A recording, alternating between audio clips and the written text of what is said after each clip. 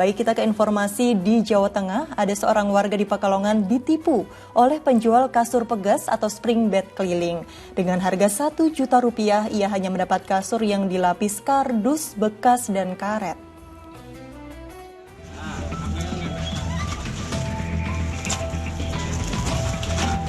Inilah rekaman video amatir saat seorang warga membedah isi kasur pegas atau spring bed yang dibelinya dari seorang penjual di Pekalongan, Jawa Tengah. Dengan harga hampir Rp1 juta, bukan tempat tidur berkualitas yang didapat, namun hanya kasur dengan bahan kayu yang dilapis karet dan dibalut kardus bekas.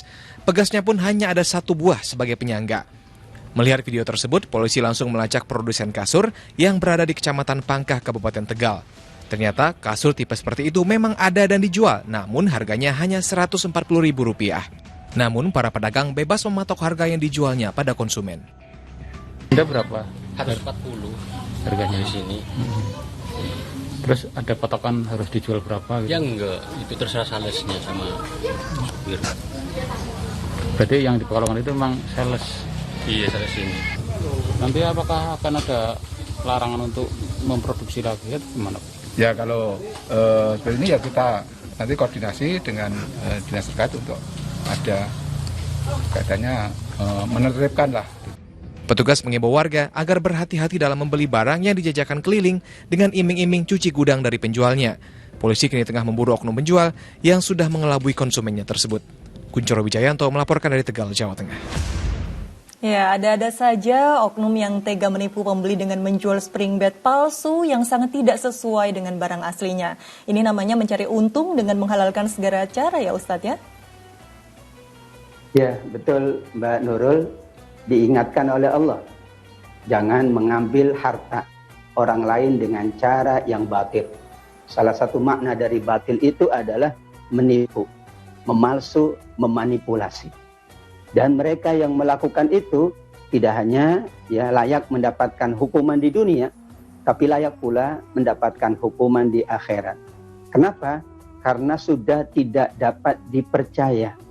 Padahal Rasulullah Shallallahu Alaihi Wasallam sampai menyebutkan untuk para penjual, para pebisnis, para peniaga, para pedagang yang jujur, yang menyampaikan apa adanya, itu disiapkan surga oleh Allah Subhanahu Wa Taala.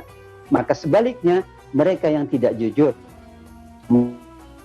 mereka yang ya melakukan berbagai macam modus penipuan dan lain sebagainya, layak pula mendapatkan neraka Allah Subhanahu Wa Taala. Dan kita selaku konsumen tentu berhati-hati dan waspada. Al-Quran menyebut dengan 2 istilah.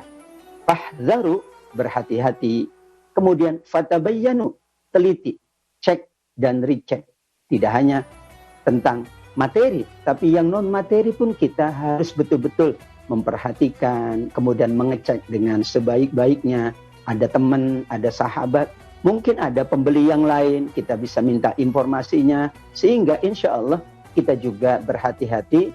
Sekali lagi, ketika kita berhati-hati, maka penjual juga akan semakin berhati-hati.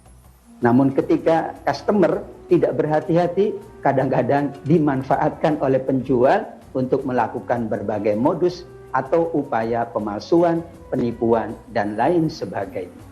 Ya, seharusnya para penjual ini harusnya mengikuti ada berdagang sesuai dengan tuntunan Rasulullah Shallallahu Alaihi Wasallam. Karena jika pembeli mengetahui pedagang itu jujur, insya Allah rezekinya akan dilapangkan oleh Allah Subhanahu Wa Taala dan pembeli akan selalu ke pedagang yang jujur tersebut ya Ustadz.